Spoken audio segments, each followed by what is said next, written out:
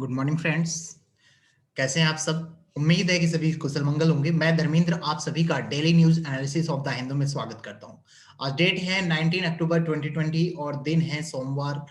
आज के द हिंदू के आर्टिकल को प्लस एडिटोरियल को हम वन बाय वन देखते हैं। उससे पहले अवधूत नगरी क्या है, आइए ये देखते हैं। अवधूत नगरी एक ऐसी यूपीएससी एकेडमी है जहां पर आप किसी प्रकार की सिविल सर्विस एग्जामिनेशन की प्रिपरेशन कर सकते हैं, प्री और मेंस की तैयारी कर सकते हैं और साथ ही आप हमारी क्लासेस को यूट्यूब पर भी लाइव देख सकते हैं। एडमिशन के दौरान आप दिए हुए रेफरल कोड का यूज करके एक फिश डिस्काउंट भी पा सकते हैं। तो आइए आज का सेशन हम स्टार्ट करते हैं। जैसा कि मैंने आपको बताया, दिन है आज सोमवार, डेट है आपका 19 अक्टूबर 2020। Page number first, page number 1 से जो हमारा आर्टिकल है पहला, वो है celebrating skins JSI list 62 species in India. मतलब यानी कि जेडएसआई क्या है आपका? Zoological survey of India. ठीक है, जेडएसआई को जूलॉजिकल सर्वे ऑफ इंडिया, इसने 62 स्पीसीज की लिस्टिंग जारी की है। मतलब 62 स्पीसीज ऐसे हैं जो केवल हमारी कंट्री में ही पाए जाते हैं। और कौन सा, कई लोग उसे बामनी कहते हैं, कई लोग मतलब यानी कि सांप की मौसी कहते हैं, या जब अलग अलग, ठीक है, तो उसी चीज के बारे में है। तो उसी के बारे में कि उसकी जो 62 प्रजाति पाई जाती है, ठीक है, और उसमें मतलब लंबी बॉडी होती है, कोई पैर नहीं होता है या बिल्कुल नाक के बराबर होता है, ठीक है, गर्दन भी नहीं होती है और हड्डी नहीं होती, रीढ़ की हड्डी नहीं होती। ये इसके बारे में बताया गया है कि ये किस टाइप का होता है। और ये बताया गया है कि जो पूरे देश के लगभग जेडएसआई ने जूलॉजिकल सर्वे ऑफ इंडिया ने ये पब्लिश किया है कि 62 स्पीसीज जो है स्किन्स की, वो केवल लगभग मतलब बात की जाए तो पूरे भारत में लगभग 57% यहीं पे पाया जाता है, जो कि 33 स्पीसीज है, जो कि उसमें 33 स्पीसीज जो है एंडेमिक पे है। ठीक है, तो ये हमारे इसके बारे में, अगर बार बार आप सोच रहे होंगे ये क्या चीज है, तो मैं आपको उसकी इमेज दिखा देता हूँ, जस्ट ए मिनट। देखिए गाइस, ये है, इसे स्किन्स कहा जाता है। ये आपने सब जगह देखा होगा, ग्राउंड में भी मिल गया होगा, रोड के किनारे, घरों के किनारे, ठीक है। ये कोई पॉइजनस नहीं होता, ना इसमें कोई जहर होता है, ठीक है। तो इसी चीज के बारे में बताया गया कि इसकी 62 स्पीसीज जो है केवल भारत में पाई जाती है, जिसमें 33 जो एंडेमिक में है, ठीक है। मतलब खतरे के कगार पे है, कह सकते हो आप। और पूरे 57% हमारे देश में ही पाई जाती है। तो इसी के बारे में, इसी स्किन्स के बारे में इस आर्टिकल्स में बताया गया कि ये कैसी दिखती है, ठीक है, किस प्रकार की होती है। इसके देखिए गर्दन भी नहीं होता है, बिल्कुल सीधा एक है, और कोई रीढ़ की हड्डी भी इसमें नहीं होती है, ठीक है। लंबी होती है, पैर जो होते हैं मतलब यानी कि कई बार छोटे होते हैं, कई बार ना के बराबर भी होते हैं। तो ये सारी चीजें इसके बारे में बताई गई है। तो ये है स्किन्स। आइए अगले आर्टिकल्स की तरफ हम बढ़ते हैं। अगला जो आर्टिकल है हमारा पेज नंबर, एक मिनट, पेज नंबर 3 से है। पेज नंबर 3 में slide improvement in A Q I air quality index. Bar bar daily के डेली लगभग इसके बारे में टॉपिक्स आ रहे हैं और इसके बारे में मैंने आप लोगों को बता भी रखा है। तो आज आप लोगों का काम है कि ए क्यू आई क्या है and how we measure by a Q I, या फिर कैसे मेजर करते हैं ए क्यू आई को, ठीक है। एयर क्वालिटी को कैसे मेजर किया जाता है और उसकी कैटेगरी कौन कौन सी, ये सारी चीजें आपको बताना है। पेज नंबर 4 की तरफ बढ़ते हैं। पेज नंबर 4 पर MP hooch tragedy, Ujjain district SP ASP transferred. एक हुज ट्रेजेडी है, उसमें एसपी और एएसपी को ट्रांसफर किया गया है। तो ये न्यूज हमारे लिए इंपॉर्टेंट नहीं, हमारे लिए इंपॉर्टेंट है hooch, hooch tragedy. Hooch tragedy क्या है? मतलब किसी प्रकार की कोई बीमारी नहीं है, ये है एक तरह से आपके शराब से रिलेटेड। आपको पता है बीते कुछ दिनों पहले पंजाब में भी मतलब इस टाइप का कुछ इंसिडेंट हुआ था और शराब पीकर काफी लोगों की मौत हो चुकी थी। तो उसी के बारे में यहाँ पर, तो देखिए इसमें ये हूच मैं बता रहा हूं आपको, हूच क्या है। मैंने बताया शराब से रिलेटेड है, पंजाब का केस जैसे बताया, तो काफी लोगों की मौत हो गई, अभी कुछ दिनों पहले न्यूज में चल रहा था शराब पी के। तो वो हूच वही चीज है। तो इसके बारे में आइए हम पढ़ते हैं कि ये क्या है। देखिए हूच जो है आपका, एक मिनट गाइज, पहले तो alcohol, alcoholic beverage are made by fermentation of sugary and starchy substance. मतलब ये सुगेरी और स्टार्ची की सब्सटेंस के फर्मेंटेशन के द्वारा बनाई जाती है, ठीक है। और इसमें क्या होता है, मतलब अल्कोहल कंसंट्रेशन को बढ़ा दिया जाता है, ठीक है। और इसमें जो इंग्रेडिएंट होते हैं उसे इथाइल अल्कोहल या फिर इथेनॉल के नाम से भी आप जान सकते हो। तो इसमें जो हूच होता है एक अल्कोहलिक बेवरेज है, जो कि एक ऐसे कंडीशन के अंदर बनाया जाता है जिसे आप लिशिट लिक्वर के नाम से जानते हो, इलिशिट लिकोर के नाम से, ठीक है। और इसमें कच्चे चीज रॉ मटेरियल जो यूज होता है, ठीक है, और कच्चे मतलब यानी कि कच्ची चीज का यूज होता है और फिर उसे दूसरे सब्सटेंस के साथ स्पाइक किया जाता है और उसके बाद ये आपका हुक रेडी होता है। जो हुच है, ये हुच मतलब यानी कि एक लिक्विड लिक्विड है, आप कह सकते हो, ठीक है। और ये कहां से मतलब यानी कि कहां से आया है? होचिनो इंडियंस ऑफ अलास्का, अलास्का से, ठीक है, अलास्का से ये आया हुआ है। इसमें पॉइजनस क्या बनाता है, ये इसे जहरीला क्या बनाता है? इसमें जो जहरीले की बात करें तो जो एक्चुअली मिथेनॉल और जो मिथाइल अल्कोहल होते हैं वो इथेनॉल से प्रोड्यूस होते हैं, ठीक है। तो होता क्या, कई बार जो मिथाइल अल्कोहल होते हैं उनकी जो मात्रा जो इसमें मिक्स की जाती है, ठीक है, वो वो ही इसे मतलब यानी कि सबसे ज्यादा वो जहरीला बना देते हैं। और वो इतना जहरीला बना देते हैं कि अगर मान लीजिए कोई आदमी 10 ml ले लेता है, ठीक है, तो वो ब्लाइंडनेस, अंधा भी हो सकता है। और 30 ml अगर ले ले तो 10 मिनट के अंदर उसकी 10 to 30 आवर्स, 10 से मतलब 30 घंटे के अंदर उसकी मौत हो जाती है, ठीक है। तो इस हिसाब से ये अब ये हुच का ट्रीटमेंट कैसे करें तो उसके बारे में देख लेते हैं। हुच एक्चुअली है क्या है, हुच का ट्रीटमेंट मैंने है क्या ये बता दिया। अब इसका इथाइल अल्कोहल को, ठीक है, जो कि इसमें और एक फोमेपिजोल होता है, इसे एंटीडोट के रूप में हम यूज कर सकते हैं, ठीक है, एंटीडोट के रूप में इसे यूज कर सकते हैं। और हेमोडायलिसिस रिक्वायर होता है इसका ट्रीटमेंट के लिए, जो कि टॉक्सिक सब्सटेंस को ब्लड स्ट्रीम से, हमारे खून से अलग कर दे, ठीक है। अब अगला जो हमारा आर्टिकल है इसी पेज पे, उसकी तरफ बढ़ते हैं। एनएचआरसी वांस Odisha official in wrong blood transfusion case. Wrong blood transfusion case क्या है, मतलब यानी कि आदमी को चाहिए कोई किसी को खून और उसे दे दिया वायरस वाला खून, ठीक है, ऑलरेडी संक्रमित खून दे दिया। तो इस बारे में एनएचआरसी ने वार्न किया है। अब ये एनएचआरसी क्या है? NHRC national human right commission, national human right commission है, उसने एक वार्निंग इशू की है उड़ीसा हेल्थ सेक्रेटरी को, ठीक है। किस लिए? मैंने बता दिया कि उन्होंने क्या किया, एक हॉस्पिटल में एचआईवी इन्फेक्टेड ब्लड ट्रांसफ्यूज कर दिया, एचआईवी इन्फेक्टेड ब्लड ट्रांसफ्यूज कर दिया। देखिए कितनी लापरवाही बरत रहे हैं। तो जो अपनी एनएचआरसी है, ठीक है, इसने ये एक वार्निंग जारी की है। अब हमारे लिए आ गए यहाँ पर एनएचआरसी। एनएचआरसी क्या है मैंने बता दिया, एक ऐसी स्टेटरी बॉडी है, ठीक है, जो कि 12 अक्टूबर 1993 को स्टैब्लिश हुई थी। और ठीक है, under the protection of human right ordinance, human right ordinance के प्रोटेक्शन के अंडर में ये मतलब बनी थी। और कब? 28 सितंबर 1993 को, और स्टैब्लिश हुई थी 99 अक्टूबर में, ठीक है। मतलब इस दिन इसका ऑर्डिनेंस पास हुआ और इस दिन ये स्टैब्लिश हो गई, वर्किंग में आ गई। और ये क्या करती है? It was given स्टेटरी basic of protection of human rights, मतलब एक तरह से ह्यूमन राइट्स एक्ट 1993 जो है उसके प्रोटेक्शन के लिए काम करती है। और जो एनएचआरसी है एक ऐसी कमीशन है इंडिया की जो रेस्पॉन्सिबल होती है protection and promotion of human right, human right के प्रोटेक्शन और प्लस उनके प्रमोशन के रिगार्डिंग ये रेस्पॉन्सिबल होती है। इसे कहा जा सकता है right relating to the life, मतलब इन्हें की अधिकार जो जीवन जीने से संबंधित हो, लिबर्टी से हो, इक्वलिटी से हो, डिग्निटी से हो, ठीक है, इन सारी चीजों को। तो आगे देखिए आप, नेशनल ह्यूमन राइट कमीशन, आपका इसमें नेशनल ह्यूमन जो राइट कमीशन है एक एजेंसी है जो कि मैंने बताया 12 अक्टूबर 1993 को फॉर्म हुई थी, ठीक है। और इन ये आपकी इसकी फेडरल एजेंसी है, एक फेडरल एजेंसी है, और प्लस इसका जो जनरल नेचर है ये फेडरल लॉ के बेस पे इसका एनफोर्समेंट का काम है इसमें। और इसका जो हेडक्वार्टर की बात की जाए तो इसका हेडक्वार्टर जो है हमारा न्यू दिल्ली में है। इंडियन एजेंसी एग्जीक्यूटिव के जस्टिस जो एचएल दत्तू साहब है। और बस यही चीजें हैं आपके इसके बारे में इंपॉर्टेंट।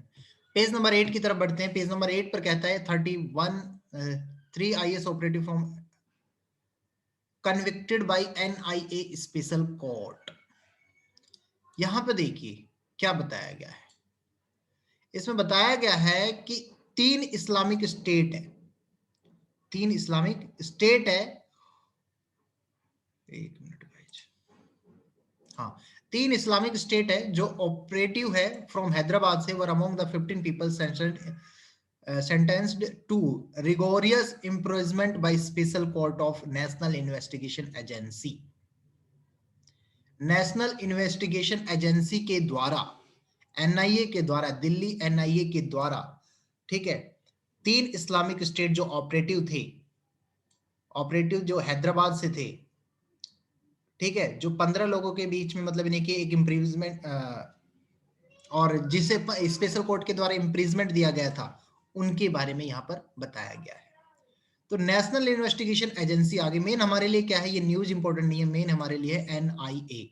एनआईए क्या है, जैसे मैंने बता दिया, नेशनल इन्वेस्टिगेशन एजेंसी एक ऐसी एजेंसी है जो टेररिस्ट टास्क फोर्स से रिलेटेड काम करती है और टेरर से रिलेटेड, क्राइम से रिलेटेड ये उन कामों को देखती है, ठीक है, और किसी भी स्टेट में कर सकते विदाउट स्पेशल परमिशन। एजेंसी के एग्जीक्यूटिव जो है वाईसी मोदी जी है, आईपीएस डायरेक्टर जनरल जो है, इलेक्टेड ऑफिसर रेस्पॉन्सिबल है इसके लिए अमित शाह और minister of home affair. General nature की बात करें तो इसमें भी फेडरल लॉ अप्लाई होता है, और गवर्नमेंट जो बॉडी है मिनिस्टर ऑफ होम अफेयर और गवर्नमेंट ऑफ इंडिया, और चीफ है इसके योगेश चंद्र मोदी साहब, ठीक है। अब हम बढ़ते हैं एडिटोरियल की तरफ। एडिटोरियल में हमारा जो एडिटोरियल है, पहला एडिटोरियल है probing judicial impropriety and corruption. Guys याद होगा, मैंने आप सभी को एक बताया था अभी कल के केसेस में, परसों के केसेस में, ठीक है, जगन मोहन रेड्डी जी का। तो वो जो केस मैंने डिस्क्राइब किया था, ठीक है, जो आपको पता है, जो करंट में चीफ मिनिस्टर है जगन मोहन रेड्डी साहब, ठीक है, इन्होंने सुप्रीम कोर्ट के चीफ जस्टिस को, ठीक है, एक लेटर भेजा, चीफ जस्टिस को एक लेटर भेजा, और उस लेटर में क्या था, एक्चुअली जो ये आंध्र प्रदेश की कैपिटल बनाना चाहते थे, ये 3 को बनाना चाहते, 3 जगह को, ठीक है, जिसमें मैंने बता दिया था जैसे अमरावती हो गया, कन्नौर हो गया, ठीक है, तो ये मतलब एक जगह और है। तो ये क्या कह रहे हैं, ये 3 को बनाना चाहते हैं, लेकिन इससे पहले के जो चीफ मिनिस्टर थे, ठीक है, इससे पहले के जो चीफ मिनिस्टर थे वो अमरावती को बनाना चाहते थे। तो ये बात इनसे हो नहीं रही, तो इस मतलब इन्हें कि वही सारी चीजें हैं। मैं आप लोगों को टाइम ज्यादा वेस्ट ना करते हुए आपको यही कहूंगा कि आप परसों वाली वीडियो देख लीजिए, आपको सारी डिटेल इस केस के बारे में समझ में आ जाएगा, ठीक है। तो सुप्रीम कोर्ट, तो इसमें वो सारी चीजें ही बताई गई है, और ये सुप्रीम कोर्ट में केस पहुंच चुका है, पहले हाई कोर्ट में था, फिर हाई कोर्ट से ये सुप्रीम कोर्ट में जा चुका है, और यहाँ पर हाई कोर्ट के जजों पर भी करप्शन का चार्ज लगाया जा रहा है, इसमें यही बताया गया है। अगला है still awaiting police reform. Police के रिफॉर्म मतलब पुलिस के कार्यों में रिफॉर्म होना चाहिए, सुधार होना चाहिए, ठीक है, और जो 2006 में मतलब इनके पास हुआ था उसे एनफोर्समेंट में लाना चाहिए, ठीक है। तो इसके रिफॉर्म के रिगार्डिंग देखते हैं, क्या मैंने पहले तो ये है इश्यू क्या आते हैं, ठीक है, इश्यू आता है पॉलिटिकल क्रिमिनलाइजेशन, पॉलिटिकल क्रिमिनलाइजेशन। अगर पॉलिटिकल क्रिमिनलाइजेशन होगा तो पुलिस कभी भी अपना काम सही ढंग से नहीं कर पाएगी, जब तक पॉलिटिकल प्रेशर होगा जब तक वो काम नहीं कर पाएगी, ठीक है। तो एक तो ये इशू हो गया। दूसरा दूसरा इशू ये है कि क्रिमिनलाइजेशन, ये तो हो ही गया। ओवरबर्डन्ड पुलिस फोर्स, पुलिस के ऊपर कई बार ओवरबर्डन्ड होता है, ठीक है, वैकेंसीज आपकी खाली रहती है। जनवरी की बात करें 2016 की, लगभग 5.5 लाख वैकेंसीज खाली थी, ठीक है, और ये देखा जाए तो 181 पुलिस पर लाख पर्सन पे आते, 1 लाख पे 181 पुलिस, सोचिए कितना कम आंकड़ा है। और एक्चुअल स्ट्रेंथ 181 पुलिस होनी थी, लेकिन एक्चुअल स्ट्रेंथ क्या है, 137, 137। तो ओवरबर्डन के कारण भी ये चीजें, ये एक इश्यू बना हुआ है, ठीक है, और वर्कलोड हो गया, ठीक है, नेगेटिव इफेक्ट हो गई, ये सारी चीजें डालते हैं। तो अब इसमें क्या होना चाहिए, सुधार क्या होना चाहिए, सुधार होना चाहिए सबसे पहले तो वही चीज आपके, needs to police accountability in India, various kind of complaints are made against the police. आपको पता है कई बार पुलिस के खिलाफ कंप्लेन की जाती है, ठीक है, अनवारंटेड अरेस्ट के खिलाफ, अनलॉफुल रिसर्च के खिलाफ, या टॉर्चर के खिलाफ, या कस्टोडियल रेप्स होते हैं उनके खिलाफ भी पुलिस के ऊपर केस कर दिया जाता है। तो to check against such abuse of power, various safeguard should be adopted, कि ये चीज सही है या नहीं, इसके लिए क्या, या फिर मतलब यानी कि क्या आपको अडेप्ट करना चाहिए, वहां पर ये चीजें बताई गई। पहले तो लैक ऑफ रिसोर्सेज, एक चीज और बताइए, कमी इसमें ऊपर जो कमी चल रही है कि रिसोर्सेज की कमी रहती है, ठीक है, इक्विपमेंट उनके पास, वेपन्स पूरे नहीं होते हैं, ठीक है, जो रिक्वायर्ड वेपन्स चाहिए स्टेट पुलिस के द्वारा वो उनके पास पूरे नहीं होते हैं, एक तो ये हो गया। ठीक है, रिक्वायर्ड व्हीकल्स नहीं होते, कई बार आने जाने के लिए उनके पास गाड़ियां भी नहीं होती है, ये चीजें देखिए। और एक आपका हो गया इंफ्रास्ट्रक्चर जो है वो मॉडर्न नहीं है, मॉडर्नाइजेशन करना चाहिए इंफ्रास्ट्रक्चर का। तो करने के लिए मैंने बता दिया, अब इसके लिए करना क्या चाहिए, सबसे पहले तो जो पॉलिटिकल इसमें दबाव है उसका क्रिमिनलाइजेशन को उसे कम करना चाहिए। एक फंड बनाना चाहिए जो कि आपके इस प्रकार के प्रेशर में काम जो करते हैं वो प्रेशर में काम ना करे। एक ऐसी अलग से अथॉरिटी बनानी चाहिए जो नेशनल लेवल पर डील करे क्राइम्स के साथ। और प्लस एक ऐसा प्रोसीजर बनाना चाहिए जो क्रिमिनल को रिकॉर्ड को सारे मतलब यानी कि सही से देख पाए। इंडिपेंडेंट कंप्लेंट अथॉरिटी बनानी चाहिए जो किसी के प्रेशर में काम ना करे, और सुप्रीम कोर्ट का डायरेक्टिव के हिसाब से भी काम होना चाहिए। ये सारी चीजें इसमें बताई गई है। देखिए जो 2016 में थे, जो 7 एनफोर्समेंट को लागू करने की बात चल रही है वो क्या थे, पहला तो ये है आपके सातों point. Constitute a state security commission, 2 year tenure for DGP, fix 2 year term for SP and SHO, और separate investigation and L O function, set up police establishment board, set up police complaint authorities board, and set up national security commission at central level. ये सारी चीजें enforcement करने के लिए यहाँ पर बात की जा रही है।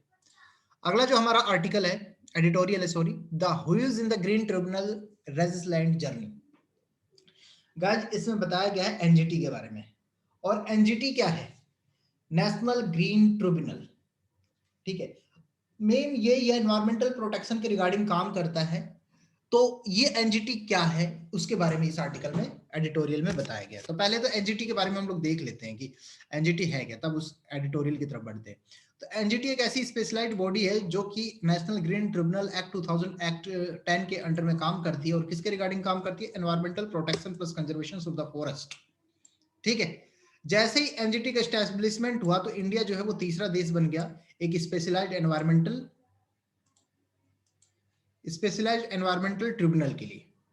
ठीक है, और पहला और दूसरा कौन है, ऑस्ट्रेलिया और न्यूजीलैंड, उसके बाद तीसरा देश हमारा आ गया। एनजीटी जो है आपका क्या करता है, डिस्पोजल ऑफ एप्लीकेशंस या appeals finally within 6 month of filling the same. 6 month से जो केस मतलब पड़े हुए हैं उन चीजों को डिस्पोज करता है।